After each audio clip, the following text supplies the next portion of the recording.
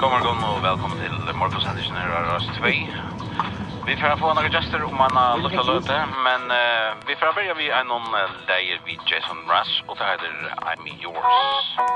Vad så upplevde Layer på det? Det var fantastiskt och ordentligt fight. Att det var något, ja, vi visste ju att kanske förvänta han kommer hem. Nej. Det är det vi att man synger av danskon. Och man kör med det förr. Ja. Och man synger danskon.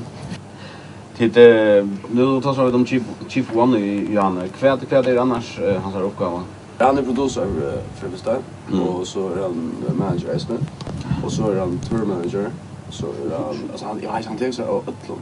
Det är nog spela så är det han som ordnar allt. Han gör tourplan och så vet konstant fuck upp och Tror jag det är för.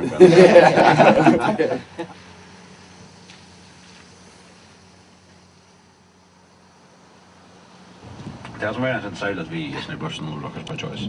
Det var att de brukte platspelare. Chefen är lös och han blandar allt möjligt samman. Då så bra. Så är det chefen.